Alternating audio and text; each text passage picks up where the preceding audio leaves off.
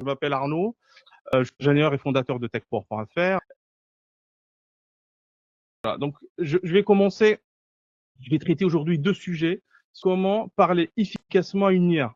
Je pense que vous connaissez tous les prompts, hein, ce que c'est. Hein. Prompter, c'est en anglais, c'est requêter. Ça veut dire qu'on peut envoyer une requête à un ordinateur, envoyer une requête à un serveur, on peut envoyer une requête à une API.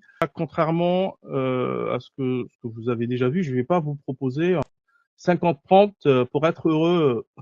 Donc, je vais vous faire autre chose dans les prompts. Je vais vous montrer comment construire votre prompt, un prompt puissant qui est vraiment taillé sur mesure à vos besoins. Voilà, je ne vais pas vous donner du poisson, je vais vous apprendre à le pêcher simplement. Après, il y a un deuxième point que je vais traiter, c'est comment automatiser vos actions avec l'IA. Et là, effectivement, on va voir vraiment plusieurs ateliers où je vais partager mon écran et je vous montre pas à pas comment solliciter l'IA et essentiellement ChatGPT. L'IA, c'est la capacité de produire le prochain mot le plus probable. Je ne sais pas si vous avez déjà remarqué, hein, quand vous promptez l'IA, elle va jamais vous donner le texte en entier. Elle va écrire mot par mot. Et là, effectivement, ce qu'elle va faire, elle va s'auto-corriger. Et en fonction du prompt, en fonction du contexte, en fonction du rôle, elle va aussi vous donner un résultat de qualité. Donc, je rappelle aussi que l'IA, c'est une révolution. C'est la même ampleur que la sortie d'Internet dans les années 2000. Je vais, en fait, vous montrer quelques prompts, en fait, que j'ai écrits simplement. Et ces prompts, on va les évoluer ensemble.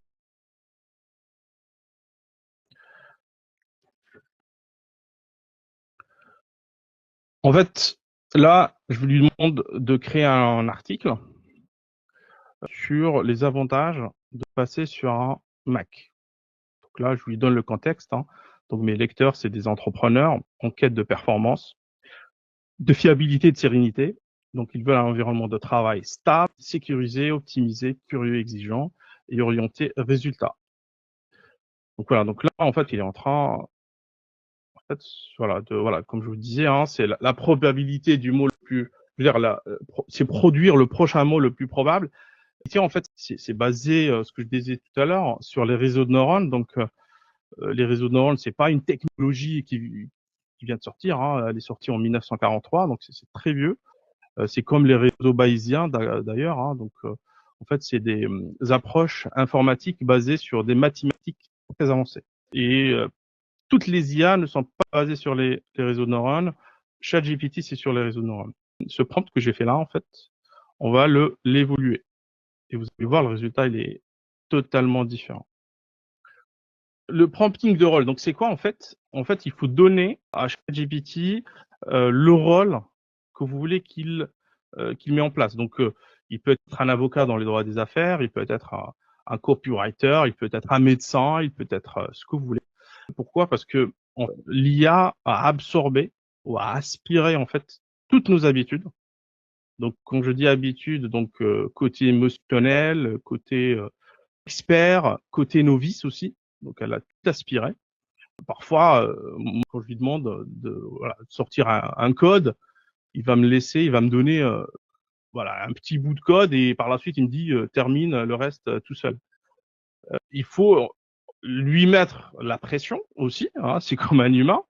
Et vous allez remarquer, si vous tapez c'est vital pour ma carrière, et là, effectivement, il va vous donner le code tout entier. Donc en fait, il a pris un peu de nos habitudes, de nos usages aussi. Il lui donne le contexte. Vous allez voir, le résultat il est totalement différent. Donc là, je vais mettre ce prompt donc en complément par rapport à l'autre, parce que là je les ai copiés, mais ça, ok. Hop, hop. Alors, sur la bonne page ici. Hop. Et en fait, vous allez voir, en fait, le résultat, il est différent. Donc là, il va apporter plus de précision. un peu plus lent. Je sais pas si vous remarquez par rapport à précédemment, parce qu'on a rajouté plus de couches. Par la suite, il faut savoir aussi un prompt qui est énorme, ça sert à rien. Je veux dire, pas la peine de mettre 2 pages de prompt. Il donne des chiffres, il donne des cas, il donne, voilà, c'est principalement, voilà, je sais pas si vous remarquez, hein, donc là, il y a des études, il y a des, voilà, sources, il vous donne des sources, ou la ramener je veux dire, cette statistique. Et effectivement, là, voilà. Donc là, il a terminé. Bon, ouais, voilà. Par la suite, ce qu'on va faire, on va encore aller plus loin.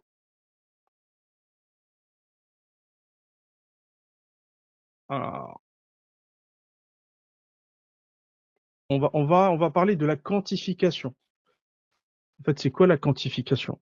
En fait, aller calibrer le résultat qui va être donné par ChatGPT. Ça veut dire quoi? En fait, on peut lui demander d'être plus créatif, avec plus de rigueur, plus d'humour. On peut lui demander des choses pour vraiment viser la perfection de ce qu'on veut. Soit la perfection, soit on diminue aussi, hein, le niveau de résultat, hein. Donc là, je vais rajouter cette question. Donc et en fait, alors hop, ici, en fait, on va lui demander sur une échelle de 1 à 10, à combien évalues-tu l'aspect chiffré des propos? Donc ça peut être la pertinence, ça peut être plein ce que vous voulez, hein, comme critère. Donc là, il estime qu'on est à 6,5 sur 10. Et effectivement, donc là, il nous donne aussi pourquoi ce score, hein, donc il se justifie, hein, le pauvre passe là à 10 sur 10. On peut lui demander, hein, sur 12 sur 10, hein, si on veut, hein, en fait, il le prend quand même, hein. Passe là à 10 sur 10. Et vous allez voir, en fait, le résultat, il sera complètement différent, en fait. Donc là, vous allez voir effectivement la différence par rapport au premier vu qu'on a eu, hein, tout à l'heure, où là, on voit effectivement beaucoup de chiffres, hein. Il parle du MacBook RM2 atteint un score Geekbench de multiscore à 8580, devant 85% des PC, Pro, moins de 1500 euros, Geekbench 2024, OS concerne 30% moins de ressources que CPU. En fait, voilà, nous donne vraiment un aspect très, euh, en fait, très détaillé par rapport aux critères, nous donne des critères vraiment plus détaillés et on peut bien évidemment diminuer ce critère. On peut lui dire, passe là à 1 sur 10. Donc voilà. Et effectivement là, voilà, chaque paragraphe, il est rempli de chiffres, de statistiques. Voilà. En fait, on apporte vraiment plus de précision. Du coup, on peut calibrer ça, c'est super important. Et comme ça, que vous allez vraiment avoir une finesse sur le résultat. Arnaud, pardon, petite Oui, question. oui. Pour les questions, justement, est-ce que tu préfères qu'on garde tout ça pour la fin? Est-ce que tu préfères qu'on lève la main? Enfin, comment tu Non, préfères procéder? non, non, vous pouvez me poser des questions directement. Je pense que c'est plus simple si on est sur un sujet en particulier. Par la suite, effectivement, à la fin, il y aura aussi une séance aussi, je veux dire, une session questions-réponses. Mais si il y a une question sur quelque chose, je peux vous montrer sur place. Oui, bien sûr. D'accord. Eh ben, moi, j'en avais une petite, du coup. Oui. Enfin, j'en ai mis une dans le chat, mais Oui. celle-là est plus importante, je crois. Donc, si je comprends bien ce que tu es en train de dire, tu es en train de dire, plutôt que d'avoir un long prompt, il vaut mieux commencer avec un bon prompt de base, un peu court, et affiner Tout à fait. le résultat. On peut lui donner le prompt final. Le résultat sera toujours le même. Mais en fait, moi, ce que je tiens aussi à vous montrer, en fait, cette évolution par rapport à ce qu'on demande dans le prompt et ce qu'on va avoir comme résultat. Mais tu peux, par rapport à ta question, mettre le dernier prompt que je vais mettre maintenant, où il est complet, où il y a toutes les lignes du rôle, le contexte, tout ça. Par la suite, effectivement, ce que tu peux faire, c'est faire la quantification après. C'est-à-dire que tu vas lui donner, par exemple, tu vas lui poser la question, quel est le degré de pertinence de mon article sur une échelle de 1 à 10, il te l'a donné, et par la suite, tu peux calibrer selon ta cible, selon tes clients, selon ta, voilà. Et T'es pas obligé de faire, voilà, 10 prompts pour avoir le résultat final. D'accord. Merci. Tant pis. Du coup, alors, on va aller voir. Donc ça, c'est la dernière étape. Attends, une petite Ouais, question. moi aussi. Oui, oui, bien sûr. Moi, j'ai une question. Alors tout ça, moi, je suis nulle, je sais, mais ça, je l'ai intégré. J'arrive du coup à lui faire passer tout ce qui est émotionnel et à la challenger à chaque fois. Et du coup, je le fais en mode nature, hein, en fait. Hein. Je lui dis, mais là, tu me racontes n'importe quoi, trouve-moi mieux, mets-toi à la place de. Non, mais je lui parle comme si c'était. Et ça marche. Le seul truc qui fonctionne pas et où elle a du mal, et j'ai eu encore l'exemple ce matin. Par exemple, hier, d'elle-même, elle m'a dit, tu vois, je suis en train d'envoyer des messages sur Insta à mon avatar, Mhm. et à chaque fois qu'elle me réponde, je liste sur un tableau Excel. Et du coup, c'est elle qui m'a proposé le truc, et je lui ai dit, attends, t'es mignonne, mais je vais pas me taper tout à noter à la main et tout. Elle m'a dit, non, non, t'inquiète, je vais le faire pour toi. D'accord. Ok, nickel. En Donc, fait, ça, c'est une personne qui gère ton Instagram, c'est ça, hein? non, c'est Bibi qui gère.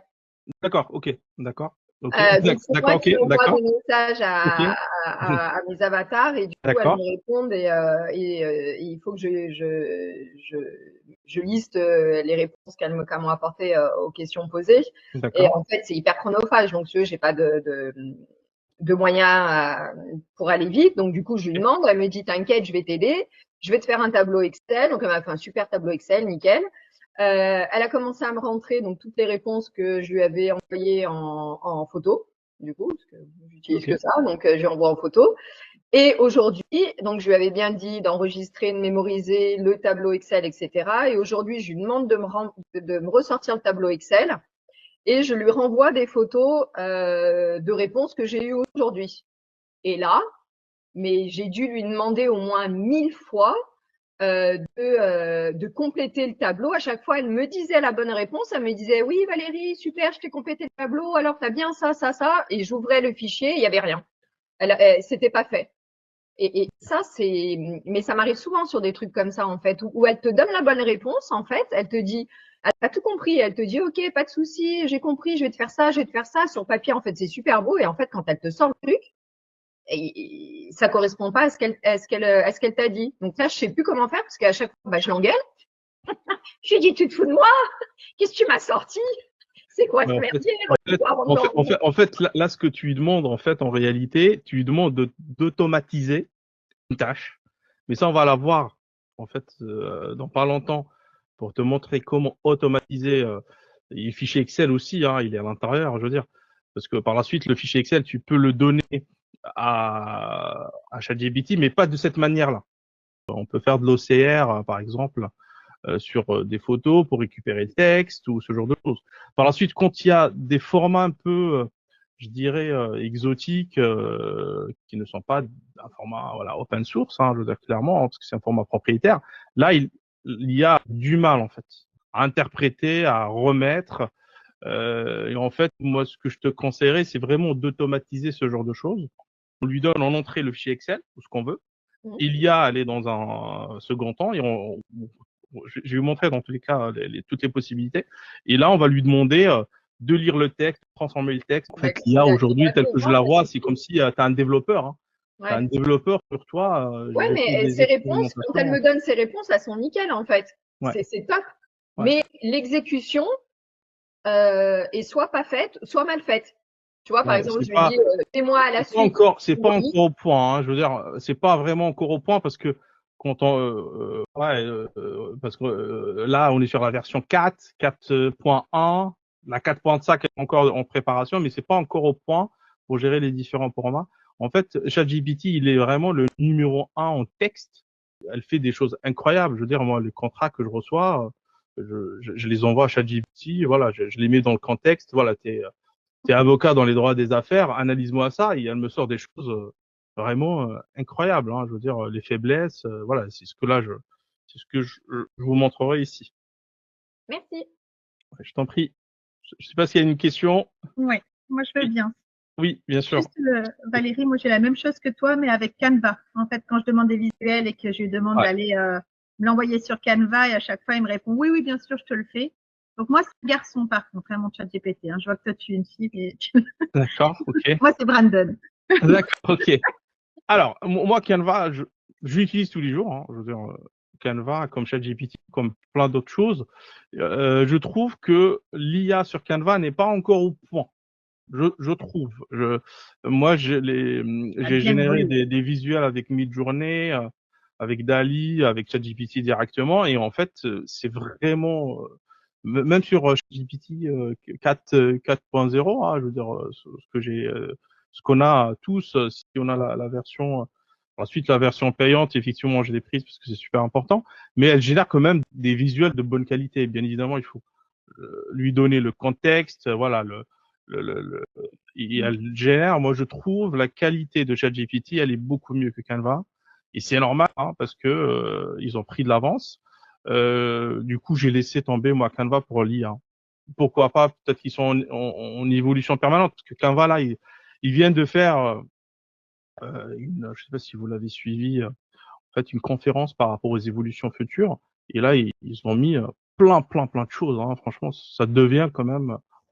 Je veux dire, ça peut.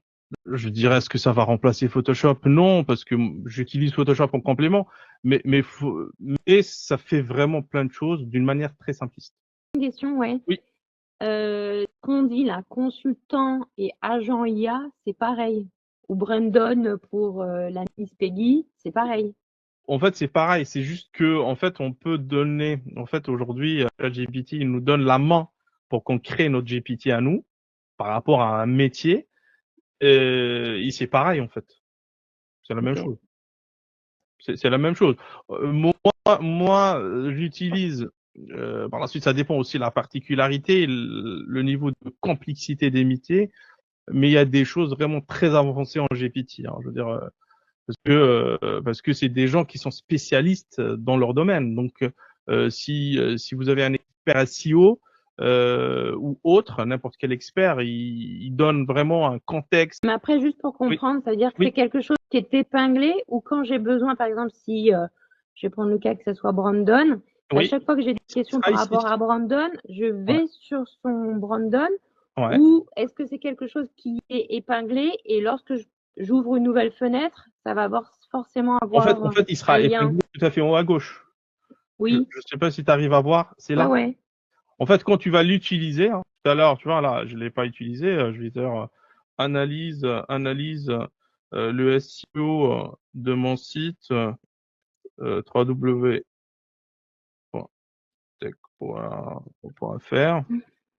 En fait, euh, voilà, il recherche sur Internet. Hein, je sais pas si vous voyez là beaucoup là, il y a sur Internet, il consulte beaucoup Reddit.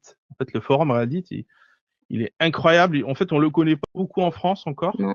Mais aux États-Unis, c'est une terreur, hein, parce que tout le monde est dedans, tout le monde pose ses questions dedans. Et en fait, lui, voilà, le ChatGPT, il est branché en permanence sur Reddit, il consulte. Parfois, je sais pas si vous remarquez quand vous faites des recherches, et il va faire une recherche sur web, par ensuite, il va mettre des sites. Il a analysé mon site directement. Et en fait, normalement, si je le mets à jour ma page, voilà, il est là. Fully SEO Optimized. Je sais pas si tu le vois. Ok. En fait, il y a un moteur derrière qui est basé sur le SWOT. Je sais pas si vous connaissez, hein, SWOT, c'est force, faiblesse, opportunité, menace. Et en fait, ça, c'est une méthode d'analyse des consultants pour analyser un domaine donné, une application, un métier, ce qu'on veut. En fait, je vais lui donner ça. Donc là, ce que j'ai rajouté en plus, c'est la méthode. Donc, choisis un angle d'attaque vraiment spécifique et précis qui donnera le ton de l'article. Il ne faut pas que celui-ci soit généraliste. Il peut parler d'une technique clé, d'un outil ou d'un usage innovant. L'angle d'attaque doit être unique. L'article ne doit parler que d'un sujet, mais l'aborder en profondeur, avec des exemples, des chiffres. Imagine une structure narrative originale pour l'article qui le rend à la fois fluide, punchy, tout en conservant une dimension experte et rigoureuse. Écrit l'article en étant le plus exhaustif possible. En fait, j'ai rajouté ça par rapport au prompt de base. Et en fait, vous allez voir, en fait, le résultat, c'est encore autre chose. Une fois qu'il va finir. Hop.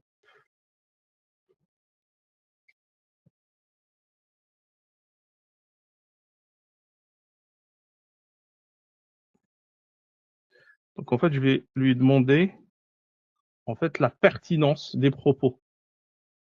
C'est un critère, moi, que j'aime pour encore viser la perfection. Et vous allez voir que on va encore pouvoir calibrer plus.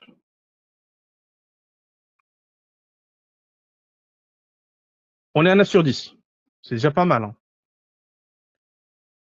9 sur 10, même en le passant peut-être sur 10 sur 10, je pense qu'on va pas gagner beaucoup. Par la suite, passer de 6 à 10, oui, je veux dire, passe-le à 10 sur 10. Donc là, effectivement, on va avoir les titres encore travailler, le contenu. Et en fait, c'est comme ça que moi je fais.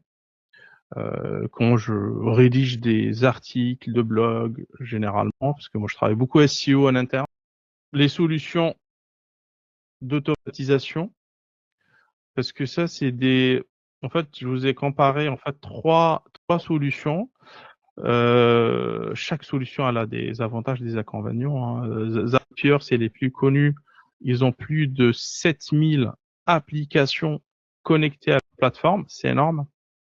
Et moi, je vous conseille une chose quand vous prenez une application, quelle que soit l'application, un CRM ou une application d'envoi de mail ou je sais pas quoi, c'est vraiment avant, même si c'est du SaaS, hein, c'est Software as a Service, voilà, vous avez payé un abonnement, le jour où vous arrêtez de payer, il vous coupe l'accès.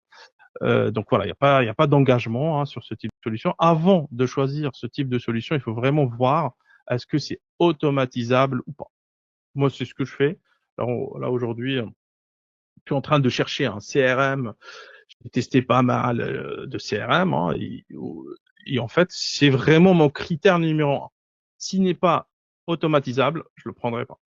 Et aujourd'hui, Zapier, donc là, ils ont plus de 7000 applications, donc on peut trouver tout type d'applications. Donc, on peut avoir du LinkedIn, du Facebook, de ce qu'on veut. Je vais vous montrer tout à l'heure. Par la suite, le niveau d'interaction peut être aussi limité. Je veux dire, il n'y a pas, LinkedIn, ils vont pas ouvrir les portes pour publier un post automatiquement depuis Zapier.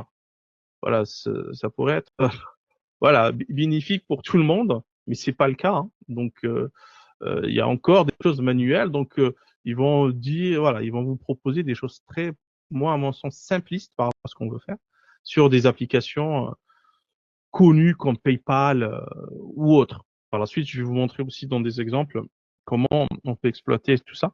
Donc, en fait, je vous ai comparé Zapier, Make et N8N. Donc, Zapier, donc on est sur un abonnement à 20 € pour 750 tâches. Ouais, mais ça sert à quoi concrètement en fait? Alors, en fait, ça, c'est le moteur qui va automatiser les tâches. C'est le moteur, pardon. C'est le moteur. C'est la configuration qui est vraiment Non. pas facile. C'est moi, Non. je galère à cause de ça, quoi. Non, tout est simple. C'est pour ça que je suis là. Hein. Eh ben, je sais pas. C'est pour ça que je suis là. Voilà. Tout est simple. Et en fait, ce que je disais tout à l'heure, il y a personne qui va vous donner ce que je vais vous donner là gratuitement comme ça. Je veux dire, j'ai regardé encore les contenus sur Internet. Franchement, c'est voilà, le peu qu'il y a, c'est en anglais et en anglais, ils donnent rien. Donc voilà. Donc il y a Zapier, il y a Make. Donc Make, c'est beaucoup moins cher. Donc on est à 10 000 opérations pour 9 € par mois. Hein, donc c'est beaucoup moins cher. Par contre, en termes de simplicité d'usage, c'est pas simple.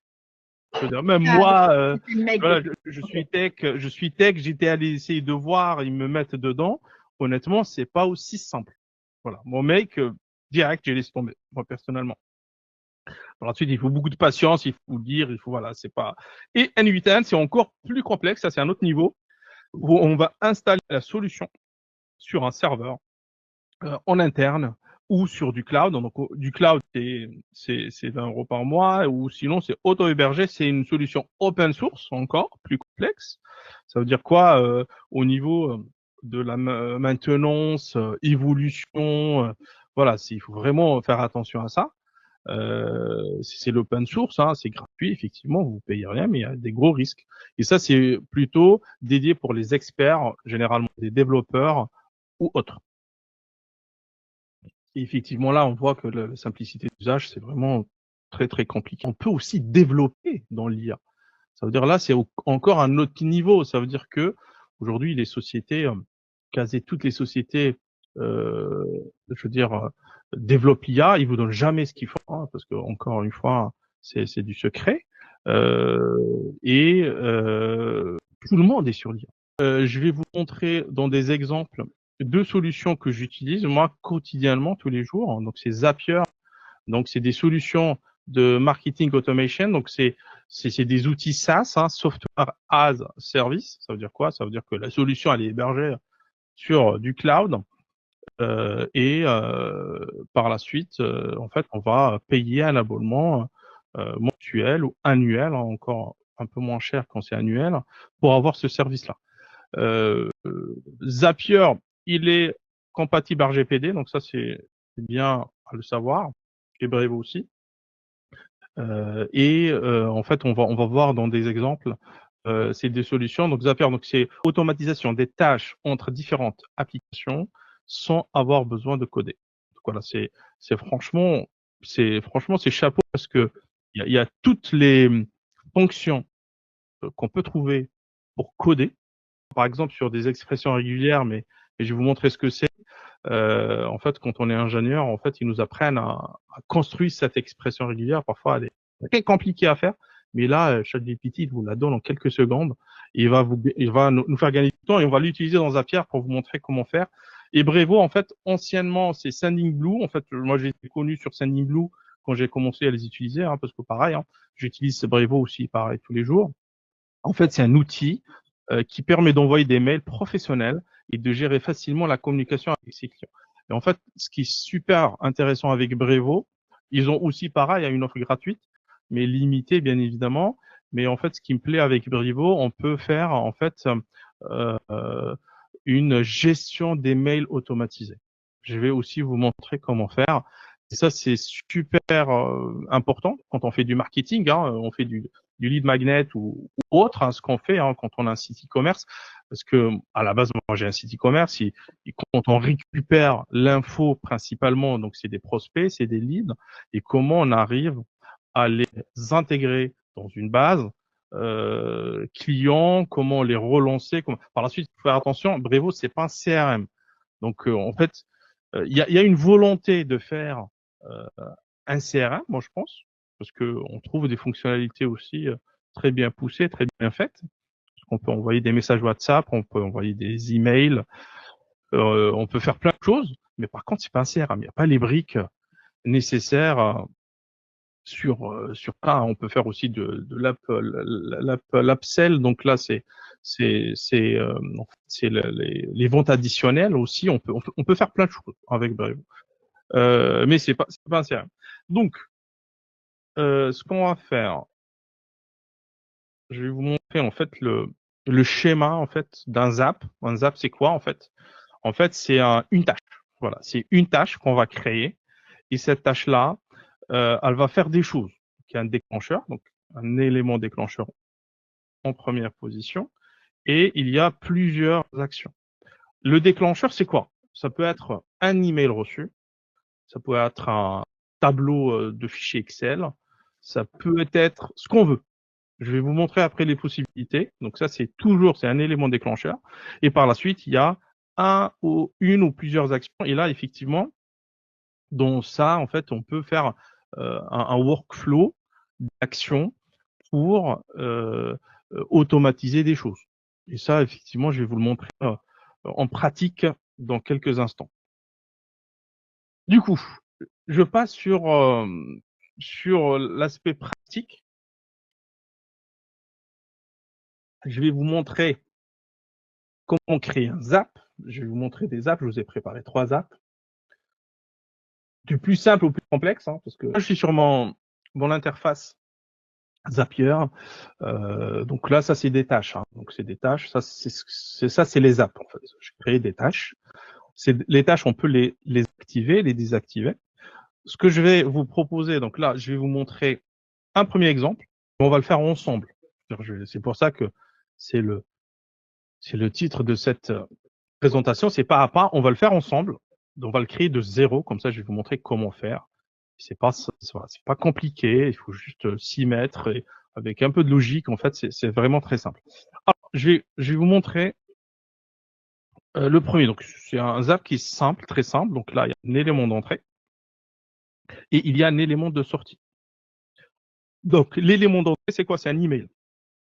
Donc, je reçois un email.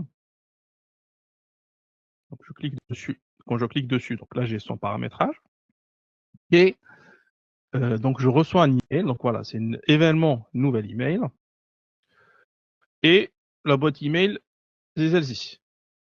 Donc, c'est une adresse mail qui a été générée par Zapier. Et je vais vous montrer aussi comment générer cette adresse mail. Et en fait, l'idée, c'est que vous faites un transfert de mail depuis votre adresse mail. Par exemple, sur Google, sur des mails professionnels. Moi, je suis chez Exchange. Donc ça, c'est un serveur de mail qui est très connu dans le monde des entreprises. Et en fait, avec Exchange, je peux faire voilà des messages d'absence, des transferts, ce qu'on veut. Donc là, on va faire dans un premier temps un transfert de mail. Ok. Et une fois et par la suite, on va mettre cette intelligence de transfert dans la boîte mail. Par exemple, moi, toutes les personnes qui me contactent sur l'adresse support@techport.fr, c'est du support, je vais les récupérer. D'accord? Donc là, toutes les demandes sur support, donc là, je vais les envoyer sur cette adresse mail. Et ça, on le paramètre en amont sur l'adresse mail. Ok. Une fois que c'est fait, j'ai fait un exemple très simple, c'est envoyer un message WhatsApp. Voilà. Donc, je vais récupérer, donc là, c'est email sender, donc ça, c'est l'adresse email, je veux dire, de l'expéditeur. Et après, je vais récupérer le numéro de téléphone. Je vous ai fait un petit exemple. Ça veut dire que il y a un numéro de téléphone dans le corps d'email. Je vais le récupérer automatiquement et je vais l'envoyer par WhatsApp. Ça, par exemple, ouais, j'ai fait cet exemple. Par là, vous pouvez imaginer plein de choses. Hein. Si vous avez un service support, vous leur envoyez une demande qu'ils rappellent le client. Ici, on peut mettre un CRM, on peut mettre un Excel, on peut mettre ce qu'on veut. Parce que ici, quand on clique sur l'analyseur de email, par exemple, vous voyez là, sur l'installation, quand on clique dessus, et on clique sur application, là, on va pouvoir, effectivement, là, je peux pas le modifier. Donc là, il faut cliquer en haut à droite, modifier le brouillon. Modifier. Et là, je suis en modification. Donc quand je clique sur l'application, là, on a toutes les applications. Donc là, il y a les fameuses 7000 applications hein, qui sont là. Hein. Toutes là. Hein, je veux dire, tout à l'heure, par rapport à ta question, Valérie, sur Instagram, on peut, par exemple, mettre Instagram ou Facebook pour les entreprises. Voilà. Donc le déclencheur, c'est ça en fait. En fait, il n'y a pas énormément. Il ne faut pas s'attendre à avoir, je veux dire, toutes les possibilités qu'on a sur une appli mobile ou sur le site. Donc là, c'est marqué un nouveau média publié sur mon compte se déclenche lorsque une photo ou une vidéo est publiée sur votre compte sélectionné. C'est-à-dire que quand vous publiez, vous, un élément sur Instagram, ça se déclenche. Et le deuxième, c'est nouveau média étiqueté se déclenche lorsque votre compte sélectionné est tagué sur une photo ou une vidéo. Voilà. Quand elle est taguée, il y a ces événements qui se déclenchent. Par la suite, pareil, hein, je veux dire, si on regarde LinkedIn, parce que j'ai aussi regardé, hein, c'est très limité aussi, hein, je veux dire, LinkedIn, je pense qu'ils ont Et, voilà, ça c'est LinkedIn, ça c'est publicité LinkedIn.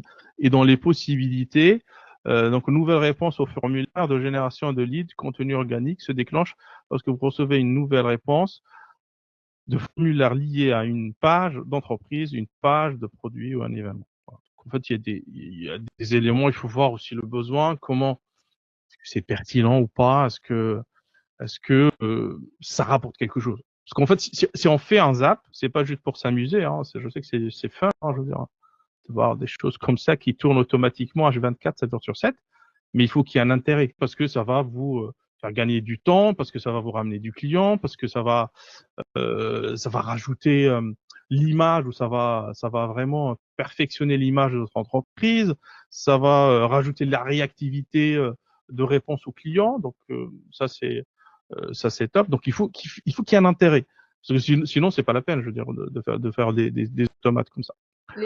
Excuse-moi Arnaud, les Oui. tâches dont tu parlais là, c'est payant et tu as droit à 700 ou c'est gratuit, tu as droit à 700 et quelques. Alors pour Zapier, c'est gratuit jusqu'à 100 tâches. Ça veut dire que tu exécutes 100 fois. Mais sans tâche, c'est quoi? C'est 100 Une mails exécution. reçus ou c'est vraiment que une tâche que tu En fait, si par exemple là ici tu fais mail reçu, ok, par rapport à ce que j'ai fait avant, Ouais. en fait, alors je vais juste rafraîchir. Ouais. Mais normalement, si je publie pas, là il a modifié, mais c'est pas grave. En fait, moi j'étais sur Zapier. Alors, c'était l'email. Hop. Ok. En fait, si on est sur cet exemple, c'est 100 mails, c'est 100 tâches. Parce que D'accord. cette tâche, en fait, elle va se déclencher quand il y a un élément en entrée, simplement. Que Ça veut tu dire la que traites ou tu la traites pas. Du moment non. qu'elle rentre dans ton Zapier là, Mhm. ça compte comme une tâche en fait. Ça compte comme une tâche. En fait, c'est un événement. En Ok. fait, tu as reçu 100 mails, ça veut dire que cette tâche, elle va s'exécuter 100 fois. Et à ce moment-là, quand elle va s'exécuter 100 fois, tu vas dépasser, ils vont te bloquer. D'accord. Bon, moi, j'ai éclaté ça rapidement parce que effectivement, Ah, ça va vite finalement parce que si tu ça va as vite. Ça va vite. Par la suite, en fait, enfin, on bascule sur la deuxième tranche. C'est $20 et c'est jusqu'à 750 zap. Je peux rester une journée entière sur un zap. Là, je vous montre comme ça le résultat tout frais, qui marche. Mais parfois, ça prend du temps. Il faut pas avoir peur, parce que je vais vous montrer aussi comment débugger. Je sais pas si vous connaissez le mot débugger en informatique. C'est on va décortiquer pour comprendre d'où vient le problème. Parce qu'en fait, si on met des apps très simples comme ça va marcher. Mais du moment où on va rentrer dans la complexité avec de l'IA, analyser le contenu, ça pourrait être effectivement un peu plus compliqué. en fait, faut essayer de se l'approprier comme on s'approprie chat quoi en fait.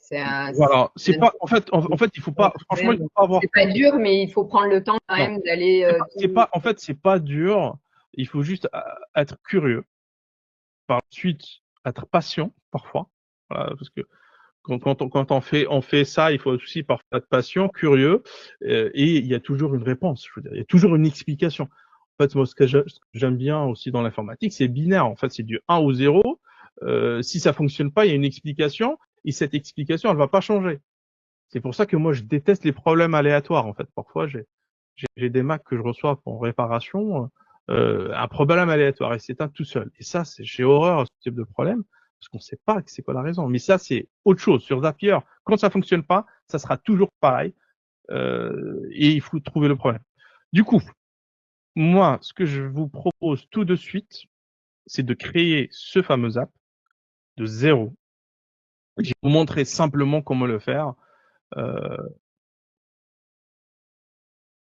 voilà. Donc, là, on est sur l'interface de Zapier, hein, directement. Excuse-moi Arnaud, je suis Oui. désolée, je suis obligée Vas-y. un Il rendez-vous, n'y a mais pas de problème. du coup, il y aura le replay parce que c'est maintenant que ça m'intéresse encore plus, je suis dégoûtée.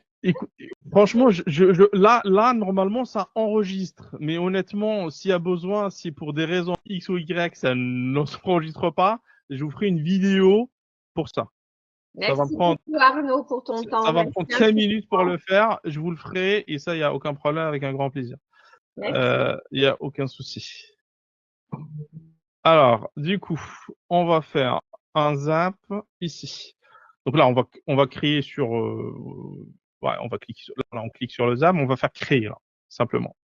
On va créer un zap, nouveau zap. Et là, c'est les deux fameuses, je veux dire, entrées qu'on a, donc le déclenchement. Donc le déclenchement, ce qu'on va faire, on va utiliser des applications développées par Zapier, parce que ça nous aide beaucoup. Et je vais vous montrer pourquoi ça nous aide beaucoup, parce que on peut faire plein de choses avec. On peut faire de la logique, on peut faire de la comparaison, on peut faire de traitement de texte, on peut faire ce qu'on veut. Donc là, on va faire email, ok. Donc là, c'est application courrier email, ok. Là, on va faire nouvel email entrant, ok. Donc on va sélectionner ça, configurer. Donc là, effectivement, il nous demande d'entrer l'adresse email qu'on va créer sur Zapier. Donc là, je vais vous partager dans le chat ça. Ça s'appelle zapier.com. Donc là, c'est le parseur. Donc ça, c'est l'analyseur de mail. Ça, il va falloir le configurer. Donc là, on va faire copier. Alors, le chat. Hop.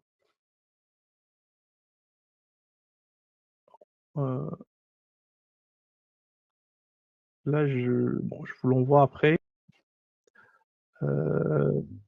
Alors, hop, hop, hop, hop.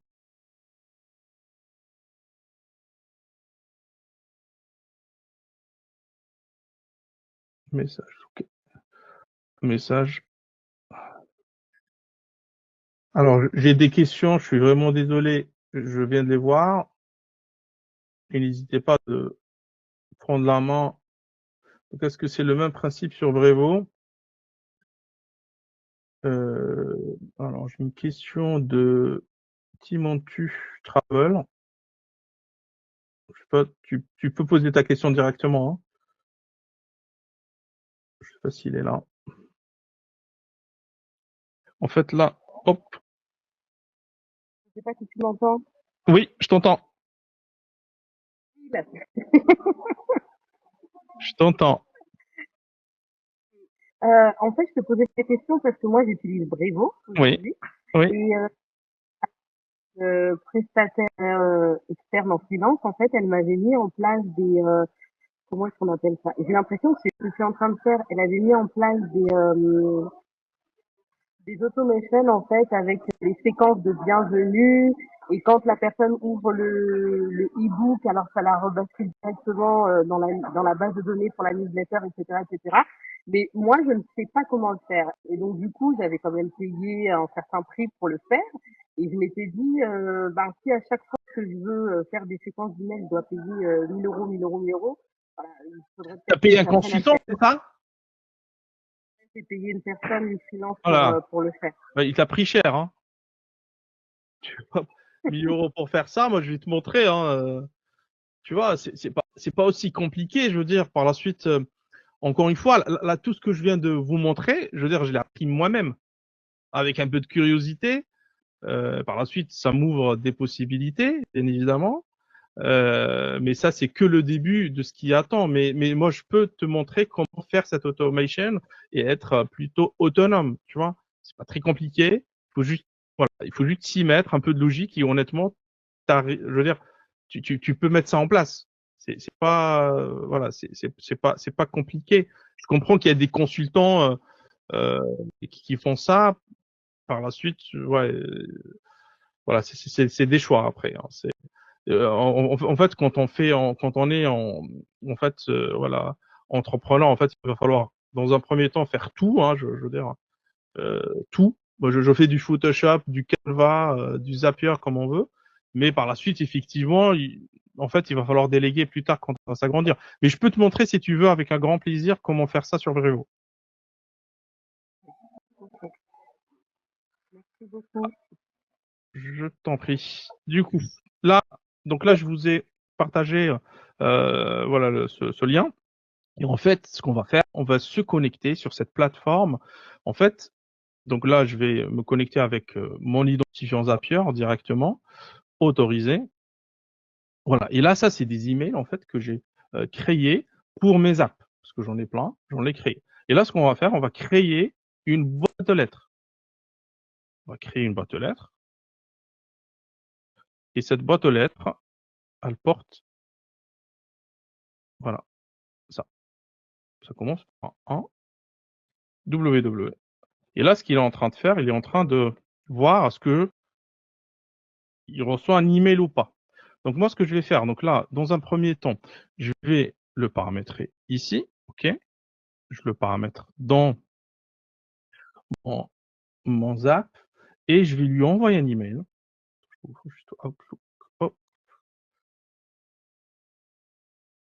Alors, je lui envoie mon email. Je pense que j'arriverai à vous montrer, mais c'est pas grave.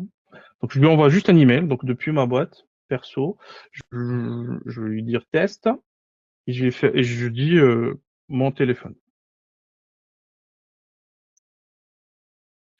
9, 80, 88, 71, ok. Ok, donc là je lui envoie juste un email. Et en fait, en revenant sur le site là, je vais faire refresh page. Voilà. Donc c'est l'email que je viens de recevoir qui porte donc le titre test et j'ai mis mon téléphone. Ça c'est un exemple que je vous donne par la suite. On peut faire énormément plein de choses avec ça. Donc moi je lui dis crée-moi une variable. Une variable c'est quoi? C'est une espèce de boîte que tu vas avoir pour mettre à l'intérieur quelque chose. Donc une variable, tu peux mettre dans cette boîte un numéro de téléphone, tu peux mettre du texte, tu peux mettre une date, tu peux mettre ce que tu veux. Je vais lui dire, crée-moi une variable et je vais sélectionner. Tu vois là, je sais pas si vous allez voir. Allez. Alors, voilà. Alors, c'est pas grave. Alors, je vais juste diminuer un peu. En fait, il a du mal avec cette version de Chrome, mais c'est pas grave. Du coup, en fait, alors, je vais la nommer téléphone. Je vais essayer de créer comme ça. Voilà. En fait, je lui dis mon téléphone, voilà, là, c'est une variable. Donc tout ce texte-là, je le mets dans une variable qui s'appelle téléphone. Okay, donc ça peut être. Par la suite, effectivement, il faut faire attention quand on fait ce genre de choses. Il faut que ça soit bien formaté. Ça veut dire que si tu passes par un formulaire, par quelque chose où la donnée est bien un JSON ou je sais pas des formats vraiment très uniformes, tu peux faire ça. Par la suite, si tu vas analyser du texte, là, à ce moment-là, je vais vous montrer après, je passe par l'IA. Par exemple, si je dis bonjour, voilà, je m'appelle Arnaud, mon numéro de téléphone est mais ce message, il change à chaque fois. Donc, en fait, on peut pas parser. En fait, ça, ce qu'on appelle, c'est on parse le texte pour récupérer un contenu qui est toujours le même, qui commence par mon téléphone et du moment où un client qui te dit téléphone et voilà, il n'y a pas le mot, en fait, il va pas le prendre en charge. Donc, il faut que ce soit quelque chose uniforme. Donc là, dans cet exemple, je vous montre comment récupérer ça dans l'uniforme. Et après, dans les autres exemples, je vais encore monter un peu le niveau de complexité où je vais vous montrer comment alors comment je sais pas si vous m'entendez. Oui, oui. Voilà. Oui, oui, Ouais. Bon, bah, j'ai une micro coupure. Bon, du coup, voilà. Donc, je sais pas ce que jusqu'à maintenant, ce que c'est simple, pas simple, compliqué. N'hésitez pas à m'arrêter si vous comprenez pas.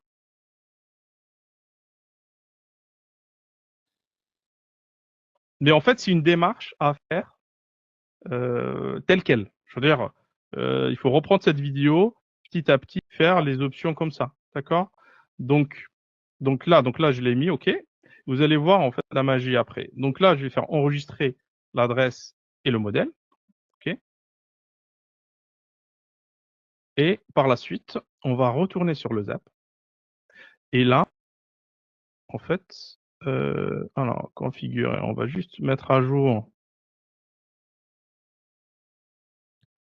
Alors configurer, on va le tester parce qu'en fait, quand on fait un Zap, on peut le tester.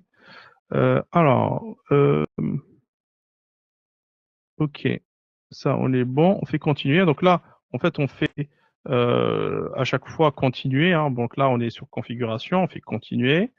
Là, il est en train de le tester. Test trigger. Voilà, le trigger. Donc là, on le teste. Et effectivement, là, on a un problème. Voilà. Ça, c'est les fameux problèmes que je vous ai dit. Donc là, ça marche pas du premier coup. Et en fait, on va voir pourquoi. Vous devrez configurer votre application avec l'URL du webhook de Zap. OK. OK. En fait, courrier. En fait, c'est pas le courrier. Voilà, je me suis planté dans l'application. En fait, ça s'appelle, alors si je tape Zapier, en fait, c'est un analyseur de courrier électronique, en fait. Parce qu'en fait, l'email, c'est une application pour envoyer un email. C'est-à-dire que tu peux envoyer un email directement avec Zapier. Et en fait, on va faire l'analyseur du courrier électronique. OK? On clique dessus. Événement, donc nouvel email. Donc ça ressemble vraiment beaucoup à l'autre. Hein. OK? On va faire continuer. Et là, effectivement, on va voir la liste de toutes les boîtes mail. Donc là, les boîtes mail, quand vous allez la configurer ici, vous voyez, donc ça c'est la dernière, on peut la cliquer, hein, afficher l'email. OK. Ça commence par un www, donc il n'y en a aucune. Et là, on va la trouver ici. Voilà, on va la sélectionner. OK. Par la suite, on va faire continuer, tester. Voilà. Donc là, quand vous avez voilà, la petite coche verte, on est bon. Par la suite, on va faire action. Et les actions là, il y en a plein. On peut faire ce qu'on veut. Je veux dire, il y a des applications, il y a Notion, il y a Brevo, on peut l'inclure dans Brevo, on peut faire plein de choses. On peut envoyer un message WhatsApp. Du coup, je vais vous montrer comment faire. Donc là, on va cliquer sur WhatsApp. OK. Et par la suite, on va faire envoyer le message. Il n'y a pas le choix, hein, c'est juste une seule possibilité. Et par la suite, il y a mon numéro. Voilà, professionnel qui est là. On peut pas envoyer des messages WhatsApp à des clients depuis Zapier. Ça, c'est dommage, hein, j'aurais bien aimé. Mais avec toute partie RGPD et voilà, tout ça, en fait, il n'y a pas la possibilité. Ils ont vraiment cerné ça et on peut le faire avec Brevo. Et il y a une vérification, c'est-à-dire que le message que tu vas envoyer par WhatsApp, tu vas le mettre sur Brevo et c'est Facebook qui va vérifier ce message-là, est-ce qu'il passe ou pas. Donc c'est pas des messages, tu peux pas envoyer des mails à la volée comme ça, comme tu veux sur WhatsApp. Il y a vraiment un contrôle derrière. Donc là, je vais sélectionner OK. Et par la suite, je vais faire continuer. OK. Et là, on va faire nouveau message. Et dans ce nouveau message, on va faire plus. OK. Donc là, plus ici. Et quand on clique plus, donc là, on va récupérer tous les éléments de notre mail. Donc, on peut récupérer le corps, donc ce qui est mis dans le corps du mail, la date, l'objet, l'identifiant, tout ça. Et nous, on a créé tout à l'heure une variable qui s'appelle normalement téléphone. Analyser la sortie. Voilà, elle est là. En fait, ça, c'est une variable que j'ai créée dans la boîte aux lettres tout à l'heure, que je l'ai nommée téléphone. Alors, je peux TEL, on peut la nommer comme on veut. Et en fait, cette variable, cette boîte, je lui dis, quand tu vois mon tel avec ces chiffres-là, tu les mets dans cette variable. Et moi, je vais récupérer cette variable. En fait, ça, c'est un peu, on n'est pas sur du développement informatique, hein, mais ça ressemble un tout petit peu. Voilà, c'est juste des variables. On récupère ce qu'il y a dans le contenu et on va le mettre. Donc ça, c'est input, output. On récupère et on remet. OK. Donc là, on va la mettre ici pour le nom. Et le lien vers la réponse, en fait, WhatsApp, il dit le lien. Donc, en fait, j'ai essayé de ne pas donner de lien. Parfois, ça plante. Je vais faire www.techpower.fr. Et là, normalement, ça devrait fonctionner. Par la suite, il y a plusieurs modèles. Hein. Donc, moi, je vous ai montré un exemple. On veut faire confirmation de paiement, nouvel ordre. En fait, il y a une volonté, hein, parce que vous voyez bien, le modèle, il est fait pour envoyer des messages aux clients, mais on peut pas le faire comme ça avec cette application. Il y a une application que je n'ai pas encore explorée, mais ça, je vous ferai part de ça, qui s'appelle Twilio de mémoire, hein, ou Twilo. En fait, c'est WhatsApp. En fait, voilà, c'est Twilio. Et cette application, elle va pouvoir envoyer des messages WhatsApp. Moi, je le fais avec Brevo. Bon, ça fonctionne. Par la suite, il faut voir par la suite est-ce que il y a besoin ou pas. Voilà, donc là, je vais faire continuer. OK. Je vais faire étape de test. Donc, il faut toujours tester. Hein. OK. Et on va faire publish. Publish, c'est publier. Et je ne sais pas là si vous voyez là les données en entrée, données en sortie. Ça, c'est super important quand on cherche pourquoi ça ne fonctionne pas.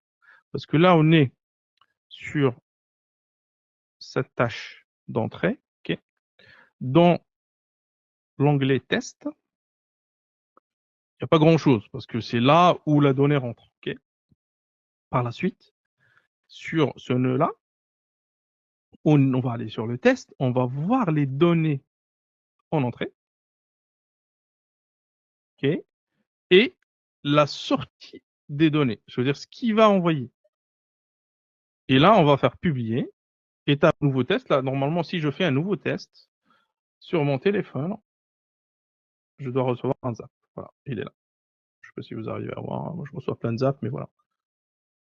En fait, il vient de l'envoyer. J'ai fait le test et je vais faire publier. OK. Quand on le publie, il va se publier directement et on peut le trouver directement en appuyant ici sur Zap en haut et il est là. Ensuite, vous pouvez le renommer. Vous cliquez sur les 3 points ici, faites rename et vous le renommez. Je vous montre une dernière chose aussi super importante quand vous créez des apps, c'est de vérifier aussi si jamais ça fonctionne pas. Vous recevez voilà, vous pouvez voir pourquoi ça fonctionne pas. Et ça, vous cliquez sur les 3 points ici et vous allez avoir View History. Et quand vous cliquez dessus, il va vous donner là, c'est normal parce que je n'ai aucun zap qui a été envoyé. OK. Moi, ce que je vais faire la démo devant vous et je vais vous envoyer l'email. Voilà. Hop. Je vais envoyer un email à cette boîte qui vient de créer. Hop. Donc, je vais faire juste tout. Hop. Et là, je vous ai perdu. Je pense. Bah, un petit peu à partir du moment où on n'en est pas encore là, mais après, c'est super. Je pense que si tu arrives à faire une vidéo, ou Je vous quand ferai une vidéo. tu vois, Je vous ferai une quand vidéo. lorsqu'on est vraiment, Ouais, soit cette vidéo où je vous ferai une vidéo. Donc là, j'ai envoyé promis par rapport à ça, comment créer un modèle, parce que ça c'est le plus simple. Hein. Je n'ai pas encore, j'ai pas encore été. Ça c'est volontaire. Hein. J'ai pas encore été dans un niveau supérieur. Mais ça c'est très simple, c'est-à-dire qu'on a voilà, on a, je veux dire, un nœud d'entrée, ok, l'email, et on a un nœud de sortie. Un nœud d'entrée, donc on peut imaginer ce qu'on veut. Là, dans mon exemple, j'ai mis adresse mail, mais on peut imaginer plein de choses. Tout à l'heure, par rapport à ta remarque, Peggy, sur l'Excel, l'Excel, on peut le donner en entrée. N'importe où. Comment? Non, non, rien, pardon. J'essaye de me connecter en même temps, de comprendre tout ça et d'avancer avec vous, quoi. Pas de souci. Alors, du coup, là, alors, par exemple, normalement, si je fais Excel, voilà, en fait, il peut prendre une feuille de calcul Excel. Microsoft Excel, ok, très bien. En entrée, on va lui dire l'élément déclencheur, c'est quoi? Nouvelle rangée, nouvelle ligne, nouvelle feuille, nouvelle ligne mise à jour. On peut faire, voilà, ligne mise à jour, par exemple, ok. Compte. Donc là, alors, là, il nous demande d'aller se connecter pour récupérer. Là, on est sur Microsoft, hein, donc voilà. Et par la suite, en fait, il faut tester vraiment selon le besoin. Je veux dire, selon ce que vous avez en entrée. L'entrée, c'est l'élément déterminant par rapport à ce que vous voulez faire. Et par la suite, vous pouvez après faire cette automatisation. Et là, je viens. Oui. Pardon, moi aussi, je l'ai fait. Je suis vraiment arrivée jusque-là. Donc, je suis partie d'un fichier Google Sheet parce que j'avais mis tous mes nouveaux prospects. D'accord. Donc, j'ai connecté à Microsoft. Et après, ben, j'ai un code erreur. C'est ce que je te marquais là dans le chat. où il me dit qu'en fait, j'ai un problème sur l'exécution, échec de l'exécution, et avec un problème avec le nœud. Je sais pas si ça te parle. Je n'ai pas Ouais, su. là, il faut que je le débug pour voir. Par Ouais, là, il est marqué mais exactement. effectivement, est-ce que tu étais allé voir ici dans l'historique ou pas? View history, ouais. Là, View History. Quand tu cliques sur les 3 points, View History, est-ce que tu étais allé là? Non, moi non. Ok, donc là, quand ça marche pas, il faut aller là. Là, je viens D'accord. d'envoyer un email. Là, je viens d'envoyer un email. Je viens d'envoyer un email en fait directement. Et effectivement, là, on voit que la tâche, elle s'est exécutée avec succès. Il donne l'heure, le jour, tout ça. Et on peut aller voir, c'est-à-dire que quelles sont les données qui ont été envoyées. Et ça, c'est super parce que quand on clique sur ce log, ça c'est un log, ça c'est un espèce de fichier de traçabilité. Hein, quand on fait en fait l'informatique, quel que soit le développement d'ailleurs, il y a des logs un peu partout. Ça veut dire on trace ce qu'on développe. S'il y a un bug, on voit dans quelle séquence, dans quelle portion de code il y a un problème. Et là, quand je clique dessus, en fait, on va voir ce qui est intéressant. On va voir les données où il y a eu le plantage. Donc, la première étape, on est bon. Donc, on a reçu l'email, il a pu le lire. OK.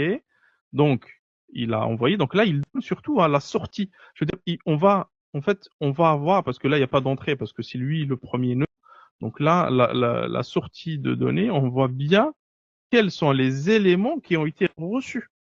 Donc, c'est l'adresse mail du destinataire, de l'expéditeur, l'objet, le tout. Et après, en fait, là, ça s'est bien passé, hein, c'est du vert.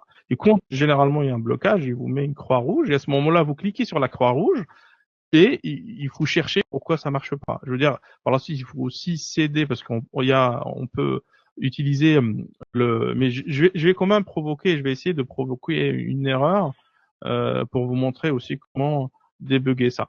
Et là, on sortit, on va voir les journaux. Hein. Donc là, le poste, hein, ça c'est que ça a été envoyé.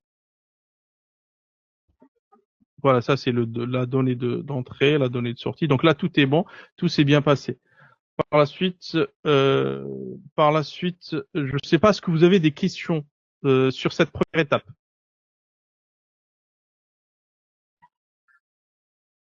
Ben, je n'arrive pas à configurer.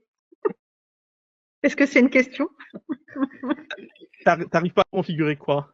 Non, mais tu vois, là, j'ai vraiment l'impression d'être nulle, mais Non, il faut pas dire ça. je sais pas où je suis partie. Et tu veux mettre quoi en entrée et quoi en sortie? Ben, je te dis, je suis partie j'ai essayé de faire une étape comme tu nous as conseillé. Donc, je suis partie Ouais. d'un fichier. Je sais que j'ai mon fichier Okay. que je rêve en fait de leur envoyer des mails à tous mes prospects dont je récupère actuellement Et suite tu à les des récupères formulaires. où tes prospects? Depuis quel Ben, fichier? j'en ai fait un fichier à l'ancienne, un fichier sous Google Sheet. Ok, très bien. Ok. Hein? Ok. Donc de là, Ok. je voulais je sais pas, envoyer un mail. L'idéal, ce serait que je puisse leur envoyer un mail. Ok. Donc déjà, Et Google Sheet, pourquoi ce choix-là? Pourquoi tu as utilisé des Google Sheet? Est-ce qu'il y a d'autres je l'ai sous Excel si tu veux. Je l'ai sous Excel, c'était pour voilà. Okay. Après, j'ai voulu cette base, est-ce qu'elle va s'alimenter? Est-ce qu'elle va évoluer? Ou c'est une... Ouais, il faudrait qu'elle évolue, mais il faudrait qu'elle ait... Et comment tu récupères cette base-là? De quelle manière? Si j'avais un CRM que j'arriverais à configurer, j'aimerais bien qu'elle s'alimente toute seule, que là, je fais encore à l'ancienne, je vais chercher ma petite adresse mail que je mets dans mon petit fichier Excel. Et tu la cherches où? Tu la cherches de quelle manière? Parce que ça, c'est des prospects qui répondent à une campagne de pub et qui s'inscrivent et qui me donnent donc leur nom, adresse mail. Leur nom et adresse mail. Moi, j'ai besoin. C'est un formulaire? C'est un formulaire. C'est un formulaire, exactement. Ok, c'est un formulaire, ils vont donner le nom, adresse mail. Ok, très bien. Et ce formulaire, en fait, quand ils vont valider, ça va envoyer quoi? Un email, c'est ça? Et pour l'instant, ça envoie rien. C'est vraiment fait. Après, c'est moi qui dois envoyer le formulaire, en fait, c'est un site internet, c'est un site e-commerce? Non, c'est vraiment juste pour reprendre, c'est suite, tu sais, je fais une publicité suite à un post, une campagne de pub. Et donc, c'est des gens qui ont envie de recevoir un dossier d'inscription. Ok. Mais le formulaire, il est sur un site Il est sur une landing page, il est où? Il est sur Facebook et Instagram. Ok, donc là, ok, très bien. Donc là, il y a un formulaire, ok. Facebook, Instagram, très bien. Donc là, il renseigne. Et après, tu vois, ces éléments-là, tu vas les trouver dans Facebook, du coup. Ouais, c'est ça. Dans mon méta, ouais, dans Facebook. Ok. Alors, en fait, il faut, en fait, pour faire un processus efficace et 100% automatisé, en fait, idéalement, il faut pas qu'il y ait une interaction humaine. Idéalement, ça veut dire quoi? Il faut pas aller prendre à la main l'email, le mettre. Par la suite, si on est en vacances, ça fonctionne pas. Si le soir tard, ça fonctionne pas. En fait, idéalement, c'est de faire une chaîne 100% automatisée. Mais je sais C'est pour bien, ça que c'est pour ça que j'ai compris, mais je je sais pas pose faire. toutes ces questions parce que toutes ces Ouais. questions, en fait, en fait, derrière, je ne sais pas ce qu'on peut dire à Facebook quand on a un nouveau prospect, envoie-nous un email. Ça c'est une solution parmi les solutions, hein, parce que moi, ce que j'ai fait avec ma ligne téléphonique, hein, moi aujourd'hui, quelqu'un qui m'appelle, je réponds pas, il va recevoir un message automatique WhatsApp. Du coup, comment j'ai fait, en fait, simplement, c'est-à-dire que quelqu'un qui va m'appeler sur mon standard téléphonique, quel que soit le mobile ou le portable, déjà le mobile, je l'ai transféré sur la ligne fixe, donc j'ai un standard téléphonique. Et le standard téléphonique, quand je réponds pas, il va envoyer. J'ai la traçabilité par mail que cette personne n'a pas pu me joindre. Ok. De là, en fait, ce que j'ai fait, c'est de la même manière que je vous ai montré tout à l'heure. Donc j'ai récupéré cet email, j'ai lu son numéro. Son numéro, je l'ai mis dans ma base Brevo. Et Brevo derrière, elle envoie un email automatique directement pour dire tu veux quoi, tout simplement. Tu veux quoi? Ça veut dire quoi? C'est avoir un peu plus de contexte. Derrière, moi, j'ai mis un prompt. Ce prompt-là, il va récupérer le retour du client par WhatsApp, ok? Et par la suite, j'envoie selon, là, aujourd'hui, je suis tout seul, mais on peut imaginer que si vous avez une équipe avec du SAV ou autre, on peut rediriger sa demande soit par mail, soit dans un CRM, ou sinon, je veux dire, faire un ticket genre Zendesk autre. Donc, on peut imaginer ce processus. Et ça, je l'ai fait entièrement automatique. C'est-à-dire que quelqu'un qui va m'appeler, je vais pas récupérer son appel sur ma adresse mail pour le mettre après manuellement. Ça veut dire le jour où il fait minuit, voilà, à minuit, je suis pas là, il va pas recevoir ce message-là. Et honnêtement, cette réactivité, parce que ce qu'on cherche dans ce processus, c'est la réactivité. Et la réactivité, c'est un critère super important quand on fait l'e-commerce, parce que derrière, si on répond pas, le client il va voir d'autres vendeurs, même si effectivement les vendeurs aujourd'hui ils ferment à 18h, 19h. Moi, je suis H24, 7 jours sur 7. Du coup, ça peut être aussi vu comme une acquisition aussi client. Euh, Derrière, en fait, il faut vraiment réfléchir de la manière la plus automatisée possible dès le début.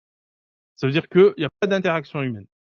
Par la suite, je sais pas, Facebook, on va regarder par rapport à ton cas, est-ce que Facebook, il va pouvoir récupérer, par exemple, la liste des prospects.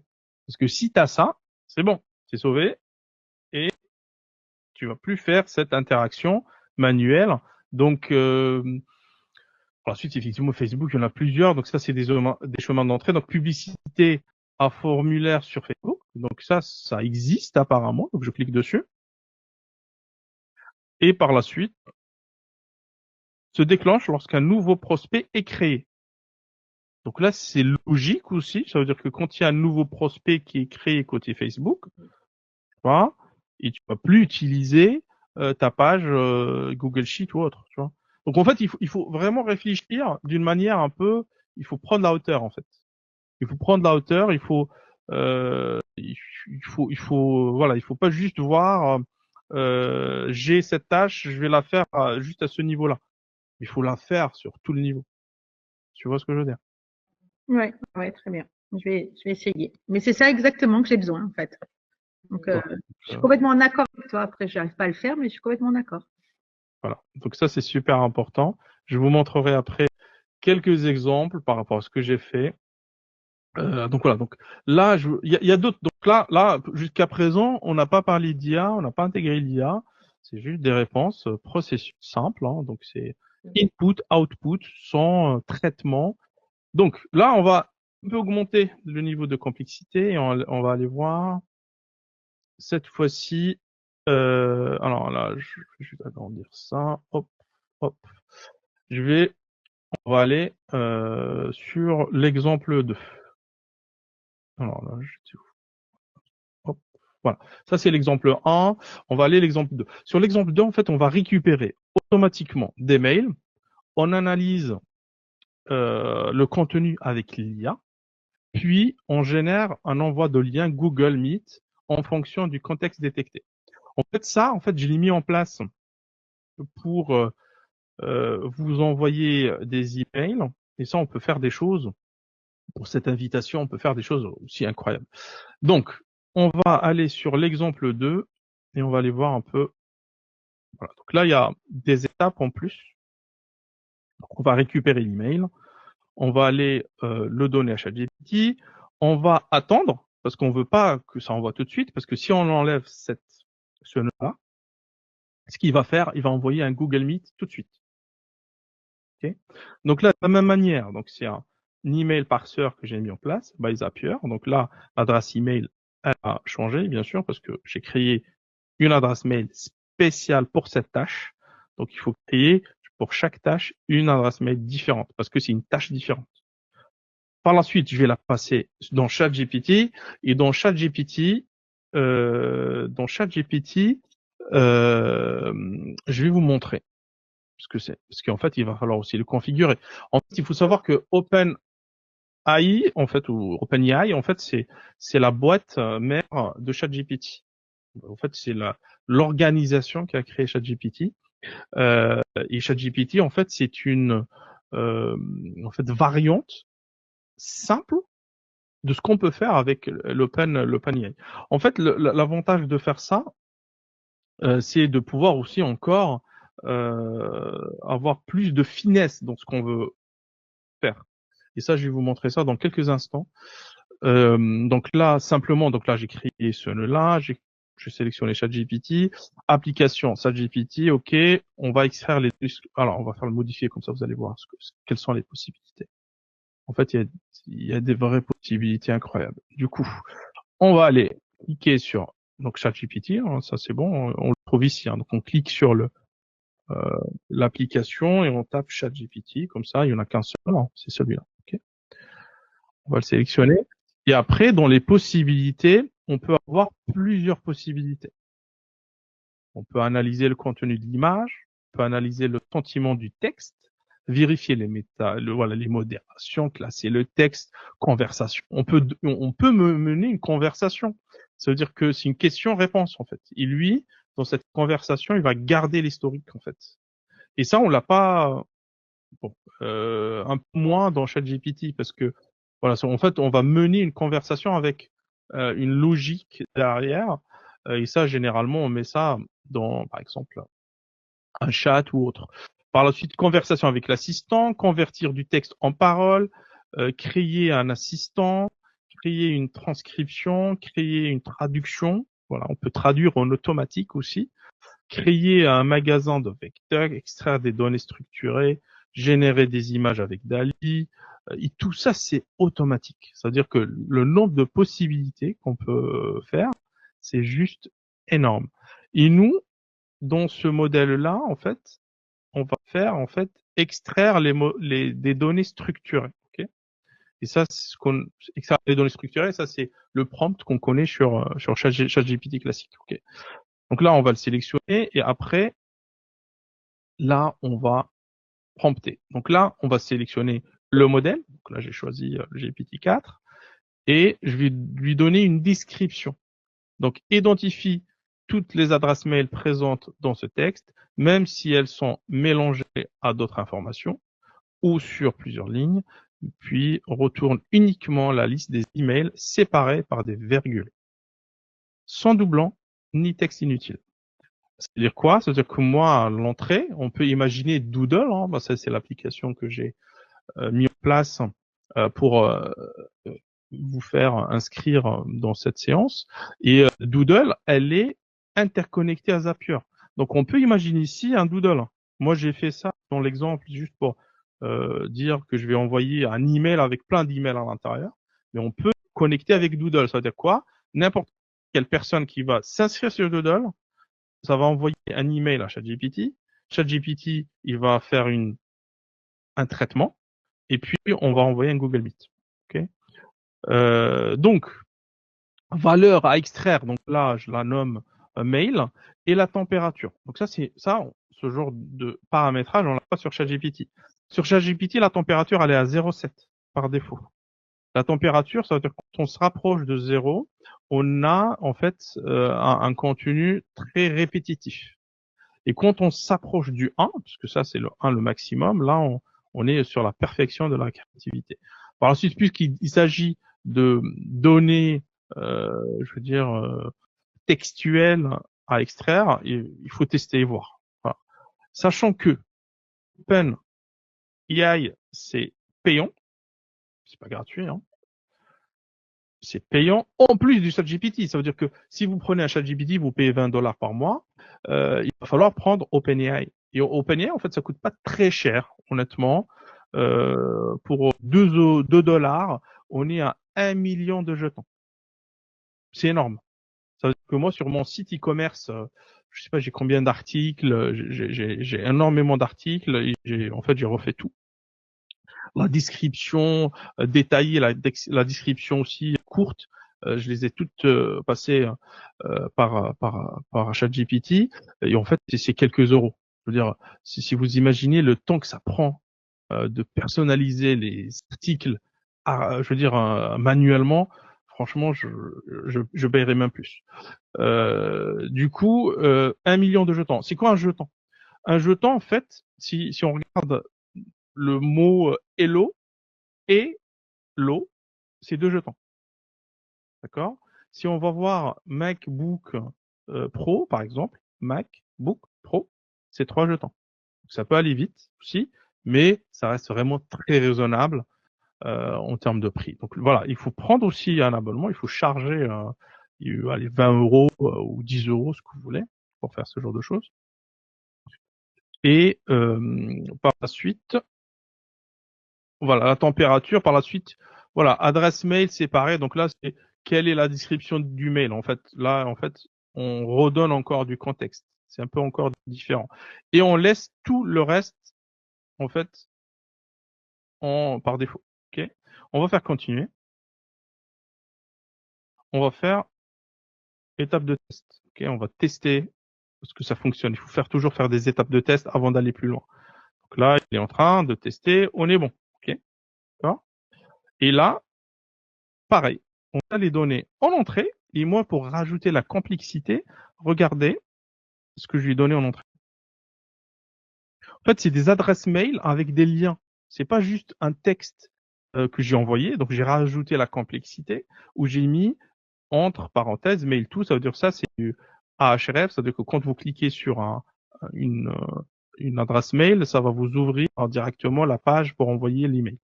Là, les fameux liens, en fait, les liens avec surligné bleu. Et en fait, moi, j'ai rajouté la complexité. J'ai pu mettre ça dans un texte, dans ce qu'on veut.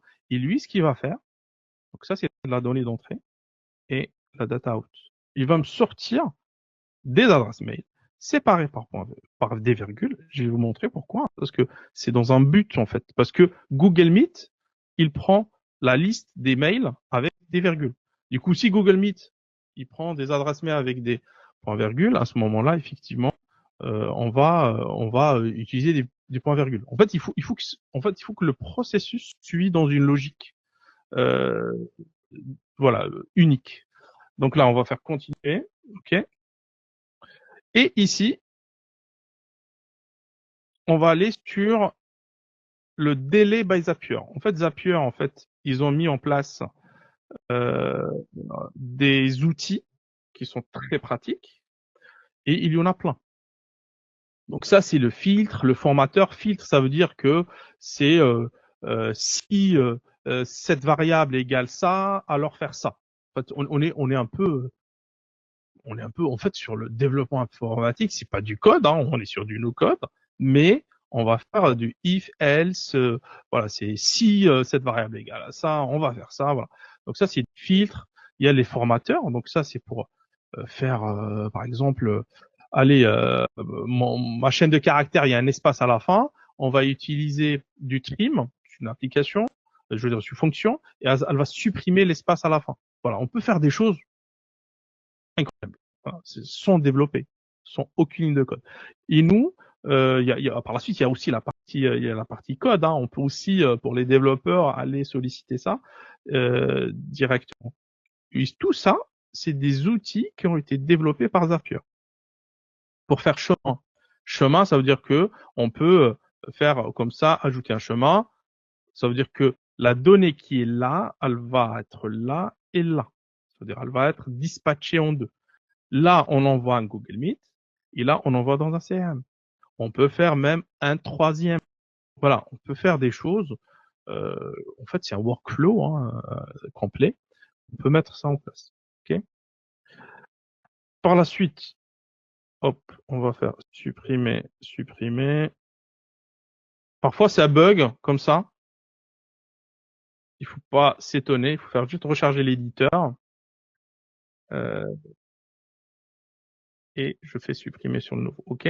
Donc là, alors dans la fonction que j'ai réalisée ici, alors en fait j'ai perdu le.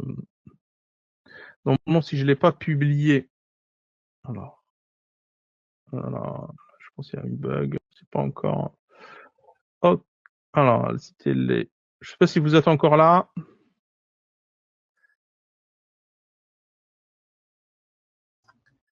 Oui, oui. Je vous ai perdu.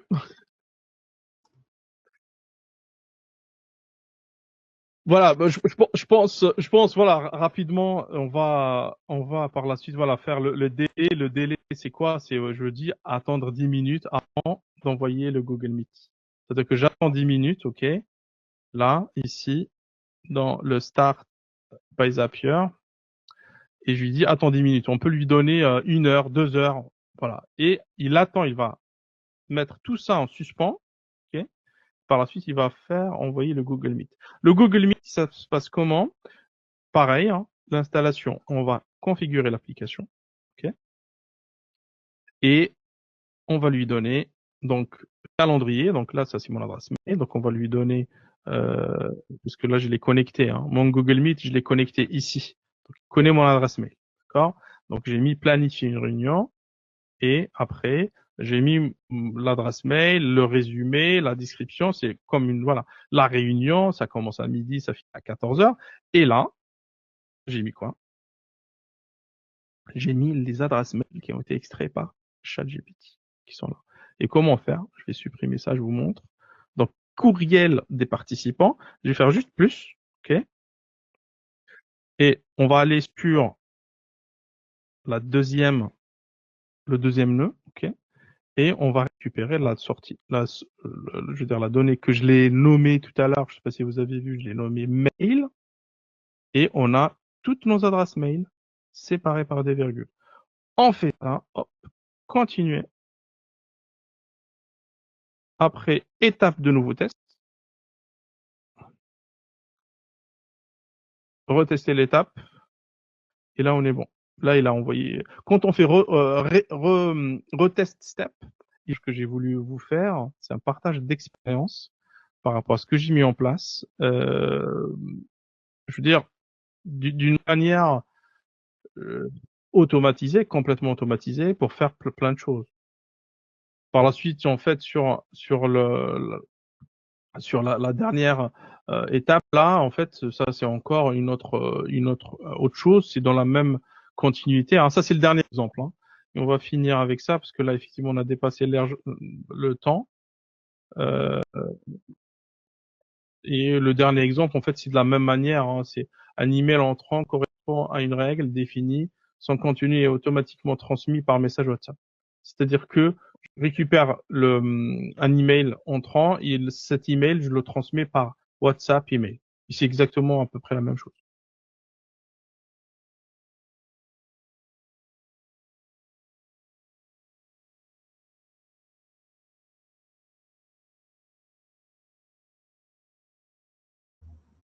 C'est fini. Merci Arnaud, merci pour tout, les infos. C'est fini. Et je ne sais pas si vous avez des questions. On a débordé un tout petit peu, mais effectivement, c'est vraiment passionnant parce qu'il y a énormément de choses à dire. Et là, on n'est que dans le début. Ça veut dire toutes les choses qu'on a, tous les moyens, toutes les applications. C'est tout récent, hein, je veux dire. Là, Zapier, il y a encore quelques mois, quelques semaines, ils étaient à 3000 applications. Aujourd'hui, ils sont à 7000 applications. Je veux dire, dans l'IA, il y a des levées de fonds juste incroyables sur ce domaine-là, sur le domaine juridique, sur plein de choses, de la cybersécurité. En fait, ça nous donne encore, je veux dire, aujourd'hui, un moyen d'automatiser, de scaler, de nous libérer du temps, hein, au final, parce que moi, derrière, sur mon site e-commerce, j'ai commencé à automatiser. J'ai commencé parce qu'il y a des choses que je faisais manuellement et après j'étais pas dans la réactivité. Je vous donne un exemple. Moi sur mon site, j'ai un petit formulaire, hein, directement. En fait, c'est un formulaire pour récupérer l'adresse mail du client. Ici, au début, ce que je faisais, c'est ça. En fait, c'est le lead magnet avec les moins de 10%. En fait, le client, il mettait son adresse mail et moi, je faisais ça manuel. Je le fais une fois chaque semaine parce que j'ai pas pu le faire tous les jours. Et entre-temps, si on répond pas tout de suite avec le code au client, on va le perdre. Il va dire, j'ai pas reçu mon code, on va faire quoi? Donc voilà. Du coup, moi, j'ai automatisé toute cette chaîne du moment où le client il va rentrer son email ici jusqu'à la réception des emails en automatique. Donc voilà. Je sais pas si vous avez des questions du coup par rapport à tout ce que je vous ai montré. Une toute petite question. Oui. Ça sous-entend que quand tu fais une nouvelle action, un nouveau zap, Oui. à chaque fois, c'est une nouvelle adresse email générée. Oui, parce que c'est une tâche différente. Ok. Donc, à chaque tâche différente, tu as un Ouais, adresse mais email. par la suite, il n'y a pas de limitation sur les adresses mail. Tu peux créer autant que tu veux. Ok. Il n'y a pas une limitation parce que si une tâche différente, c'est un email différent. Ok. Parfait, merci. Je t'en prie. Je sais pas s'il y a d'autres questions. Non, en revanche, moi j'ai déjà mis en place toute une série de mails et tout ça par OmniSend, Oui. CRM. Hein. Zapier, je l'avais utilisé au tout début, dans sa Ça version. s'appelle comment? OnlySend, c'est ça? OmniSend, oui, je connais la plateforme. Ouais. c'est vachement bien en soi, hein, parce que en fait, tous les gens qui me laissent leur adresse mail sur l'offre de bienvenue, ils sont mis dans un segment sur OmniSend. Enfin, c'est vachement au point. Par contre, il y a aussi les SMS. Bon, je ne demande pas encore le numéro de téléphone, mais peut-être un jour ça arrivera. Par contre, en effet, je me rends compte que Zapier a des avantages certains pour un chef d'orchestre en fait, dans différentes applications, et en ça, c'est vraiment génial. Mais je l'avais installé il y a longtemps et je l'ai enlevé parce que justement, j'étais arrivée à la limite du gratuit.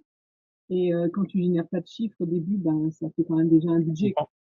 Voilà. Je comprends. En fait, l'idée effectivement qui a un intérêt, qui a des clients, qui a une demande. Ce que je disais tout à l'heure, on s'amuse pas à payer de l'argent parce qu'on aime payer l'argent. Ben c'est ça. Voilà. En fait, on paye l'argent parce qu'il y a un intérêt. Et l'intérêt, c'est quoi? C'est on gagne du temps, réactivité au niveau du client, acquisition de nouveaux clients. Et ça, c'est vraiment le moteur quand on est sur l'e-commerce ou même tout ce qu'on fait, parce que un entrepreneur, en réalité, c'est un commerçant. Je veux dire, même s'il n'a pas un e-commerce, il vend quelque chose. Ouais. Il vend un service, il vend quelque chose. C'est un commerçant. Je veux dire, même s'il n'a pas un site e-commerce, il vend pas des produits, mais il vend un service. Et ce service-là, on peut pareil, moi je pense que tout le monde doit avoir un site, tout le monde doit avoir des lead magnets partout, il faut créer de la valeur partout. Voilà, c'est non, je veux dire ça c'est vraiment élémentaire parce que s'il y a pas d'intérêt, si ça nous fait pas de rentrer de l'argent, si on n'a pas de clients, par la suite ça c'est d'autres questions. Hein, je veux dire, il y a des questions en amont pourquoi on n'a pas de clients, mais là on est vraiment sur en milieu du canal où on a des demandes, les gens arrivent sur notre site parce que pour arriver sur le site il faut aussi faire plusieurs démarches, hein, travailler la pub, SEO, bouche à oreille, y a plein de choses. Et ça, encore une fois, c'est un domaine marketing à part entière. Mais derrière, il faut que ça voilà, il faut qu'il y ait un bénéfice. Bah, disons qu'il faut pas le créer trop tôt. Et moi, mon erreur, c'est de l'avoir créé. Alors, il faut pas le créer, je suis d'accord. Ouais, je suis entièrement d'accord. Il faut pas le créer quand on n'a pas de client. Il faut pas le créer quand on n'a pas de site. Par la suite, effectivement, si on commence à un peu avoir un flux, avoir automatisé le canal client, là, à ce moment-là, il y a un gros intérêt hein, de le faire. Et Absolument. Absolument. Ok. Mais en tout cas, merci pour cette présentation ultra complète. C'était vraiment très bien. bah, j'espère. J'ai fait vite. Ouais, mais en fait, Par la suite, voilà, nous on continue à échanger hein, dans le groupe. Si vous avez des difficultés, je sais pas, n'importe, vous m'envoyez, je regarde ça. Je veux dire, moi par la suite, c'est ma passion. Je veux dire, c'est moi les apps telles que je vous ai montré là, ça m'a pris peut-être 15 jours, 2 semaines, tester, retester l'IA. Voilà, moi je vous ai donné un résultat final complet qui fonctionne, mais derrière il y a eu je sais pas combien de tentatives. Parce que parfois les versions de ChatGPT ne fonctionnent pas du premier coup, parfois plantent, parfois. Mais voilà, n'hésitez pas si vous avez aussi des demandes là-dessus de m'écrire et moi honnêtement je vous répondrai avec un grand plaisir. Ok, ben merci beaucoup, Arnaud. Franchement, génial. Merci. Avec un grand plaisir. Du coup, est-ce qu'il y a d'autres questions ou pas? Bon, moi, c'est un peu hors sujet, mais bon, on repart de ce qu'on avait discuté au départ. T'as Ouais, dit que t'avais créé un consultant par rapport à ton site, là. ouais. Un persona. Il t'a donné des retours vraiment pertinents ou c'est généraliste quand même? Alors, en fait, moi, par rapport à ce que, honnêtement, je l'ai encore, je veux dire, challengé. Parce que le persona tel qu'il me l'a sorti, en fait, moi, ce que j'ai fait, ce persona-là, je l'ai rentré dans ChatGPT. D'accord. Avec cette histoire de calibrage. Ça veut dire qu'on fait quantifier, voilà, je veux dire, la percutance. Voilà, que ce soit que je vais toucher ce client, c'est sûr. Parce que, en fait, il faut faire des tests, en fait. En fait, il faut pas juste se contenter, on a un résultat, on le prend et c'est ça. C'est un robot derrière, hein, je veux dire, voilà, l'intelligence, même si, oui, je veux dire, même s'il y a une intelligence, mais l'intelligence, elle est basée sur des cas déjà, je veux dire, hachés par cette machine-là. Donc, il faut vraiment challenger, il faut faire des passes et des passes et des passes. Mais je vais voir, là, je me suis créé un persona pour la rédaction de fiches produits, là. D'accord. Donc, du coup, pareil, j'ai d'abord, pour m'aider, je l'ai envoyé dans notre chat GPT, je l'ai réintégré. Ok. J'ai exactement ce que je voulais. Et je vais faire un Ok. test. Je vais faire ma première fiche produit pour voir ce que ça donne et au bout de combien de temps je me positionne. Ok. C'est top. C'est top. Écoutez, si vous n'avez pas d'autres questions, je vous remercie Allez, merci Arnaud. et je vous dis à bientôt dans le groupe. Super, Arnaud, merci. Merci. À bientôt dans le chat. Merci Arnaud. Au revoir, avec plaisir. Avec un grand plaisir. Le replay, on le recevra par mail. Bon. Alors, je vais voir ce qu'il enregistre tout le temps. Toujours, attends. Il s'appelle comment là? Fatom. C'est toujours là. Normalement, je vous envoie ça. Je vais juste le couper. Je mets ça sur YouTube et si c'est bon, je vous envoie là dans le groupe. Allez, super, merci. Ça marche. Merci Allez, Arnaud. bon après-midi. Super. Au revoir.